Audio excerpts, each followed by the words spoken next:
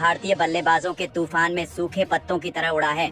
घमंडी इंग्लैंड का गेंदबाजी क्रम कैसे इन्होंने अपने बल्ले से रच दिया, इतिहास दिखाएंगे। इस रोंगटे खड़े कर देने वाले चौथे T20 की पूरी हाईलाइट तो हमारे साथ अंत तक बने रहे। लेकिन उससे पहले आपको क्या लगता है कि अभिषेक, रिंकू और हार्दिक में कौन सबसे खतरनाक बल्लेबाजी? अपनी टीम की राय नीचे कमेंट करके जरूर बताइए दोस्तों।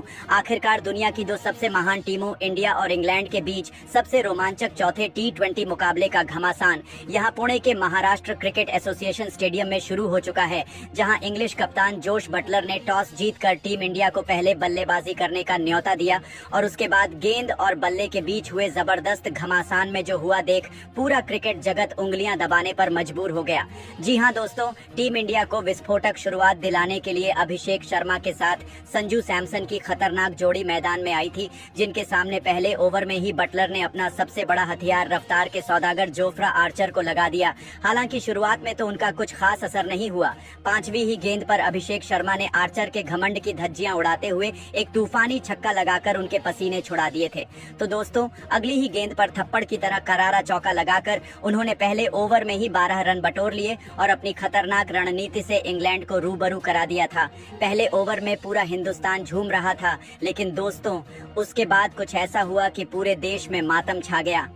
जी हाँ दोस्तों, दूसरे ओवर में ही संजू सैमसन ने गेंदबाजी में बहुत बड़ा बदलाव करते हुए साकिब महमूद को बुलाया। लेकिन दोस्तों, ये खिलाड़ी कुछ ऐसा कर जाएगा किसी ने सपने में भी नहीं सोचा था। जहां उनकी पहली ही गेंद पर बड़ा छक्का लगाने के चक्कर में ओवर कॉन्फिडेंट संजू सैमसन बहुत बड़ी गलती कर बैठे और बाउंड्री पर खड़े ब्राइडन कार्स ने उनका एक लाजवाब कैच लपक कर टीम इंडिया को पहला झटका दिया, जहाँ संजू 3 गेंद पर 1 रन बनाकर पवेलियन लौट गए। लेकिन दोस्तों, टीम इंडिया की हालत तो उस समय खराब हुई जब बैटिंग करने उतरे तिलक वर्मा भी पहले ही गेंद पर साकिब महमूद की जोफ्रा आर्चर के हाथों कैच आउट हो गए और 2 गेंद पर गिरे 2 बड़े विकेटों ने भारतीय टीम को मुसीबत के दलदल में फंसा दिया था।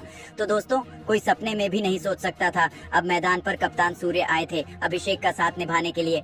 लेकिन दोस्तों, ओवर की अंतिम गेंद पर सूर्य भी गलती कर बैठे और बाउंड्री पर खड़े ब्राइडन कार्स ने उनका भी एक लाजवाब कैच लपक कर कप्तान सूर्य को बिना खाता खोले पवेलियन का रास्ता दिखाकर टीम इंडिया के परखच्चे उड़ा दिए थे, जहां 2 ओवर में 12 रन ही बने थे और टीम इंडिया के 3 बड़े बल्लेबाज घुटने टेक चुके थे। अब मैदान पर अभिषेक शर्मा और रिंकू सिंह पर टीम इंडिया का संकट मोचन बनने की बड़ी जिम्मेदारी थी और इन दोनों ने वह काम बखूबी किया।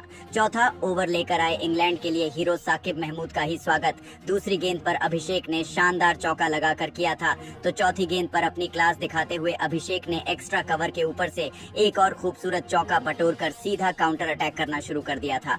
और इससे पहले कि इंग्लैंड समझ पाती उनके साथ हो क्या रहा है, इन दोनों बल्लेबाजों ने तो उनके गेंदबाजों की धज्जियां उड़ानी शुरू कर दी।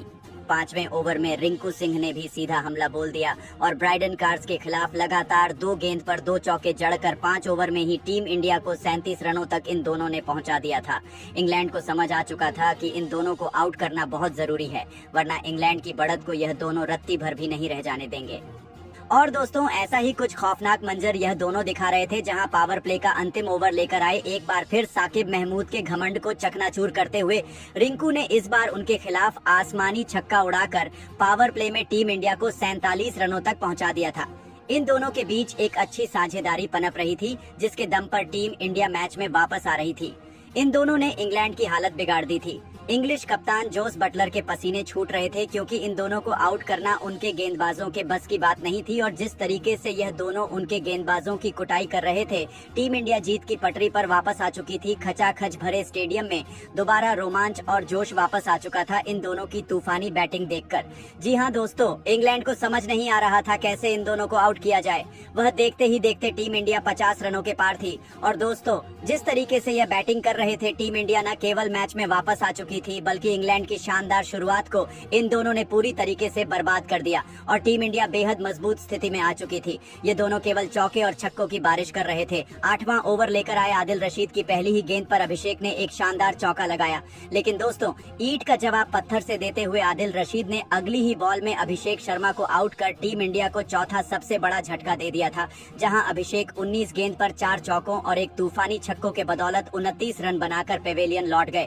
उनके आउट होने के बाद मैदान में जलवा दिखाने शिवम दुबे को भेजा गया था, जहां इंग्लैंड को लग रहा था वह मैच में वापस आ गए हैं। लेकिन यह सिर्फ उनकी एक गलतफहमी थी, जो भारतीय बल्लेबाजों के तूफान में पल भर में हवा हो गई और टीम इंडिया ने भी पारी खत्म होते होते एक बड़ा टोटल भी बना दिया था।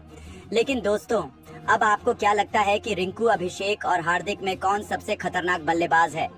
अपनी कीमती राय नीचे कमेंट करके जरूर बताइए और ऐसी ही नई और धमाकेदार खबरें सबसे पहले जानने के लिए हमारे इस वीडियो को लाइक और चैनल को सब्सक्राइब करना तो बिल्कुल भी ना भूले। धन्यवाद। वही दोस्तों, आते ही शिवम दुबे ने एक तूफानी छक्का उड़ाकर अपना खाता खोला और अपने तेवर इंग्लैंड को दिखा दिए। तो दोस्तों, उसके बाद इन दोनों ने तो मानो मैच की दिशा दशा को ही बदल दिया।